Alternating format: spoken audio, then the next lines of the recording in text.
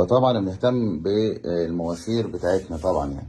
طيب زي ما قلنا قبل كده السلك اللي معانا هنا 10 مللي للسخانات الفوري. السخان الفوري مأسس له هنا، فالسلك ده هيروح له هنا اهو، سلك مسحوب له 10 مللي مسحوب لحد اللوحه هناك، فبنهتم بيه. دلوقتي احنا بنعمل عمليه ايه؟ العزل. المعلم دلوقتي بازل تمام الحمام.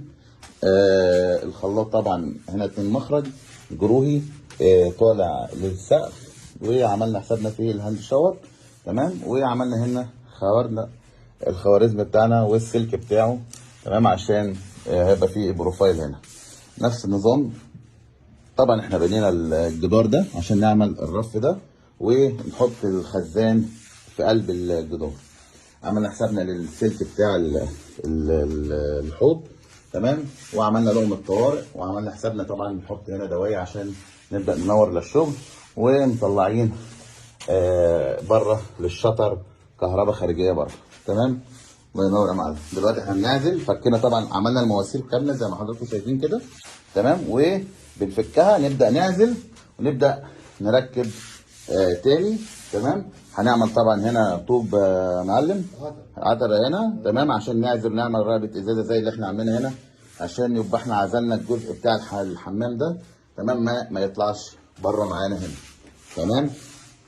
بعد كده عملنا دريسنج روم، طبعا قسمنا الاوضه دي عملنا دريسنج روم، ما شاء الله مساحته كبيره بس مفيش اناره هنا تمام. وعملنا السرير هنا كومود والسرير في النص، وعملنا وحده الشاشه والخزنتين بتوع الشاشه، وطلعنا للسقف تمام. عندنا مشكله هنا التكييف طبعا، هنا طبعا في عمود فمش هنكسر فيه، هنيجي عند اول عمود نعمل صرف التكييف، ودايما صرف التكييف بيبقى يمين الوحده اللي جوه. عملنا حسابنا في لقم الطوارئ دايما لازم نعملها في كل مكان. يبقى احنا كده الشقه هنا خلصانه ان شاء الله، كهرباء وسباكه.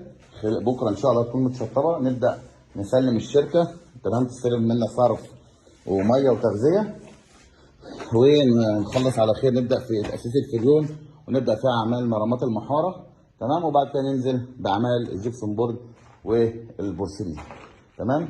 طبعا بيبقى في اوضه دايما بنخزن فيها الشغل بتاعنا، عشان الحاجات اللي بتفيض نرجعها وتنزل من حساب العميل يعني تمام. شكرا.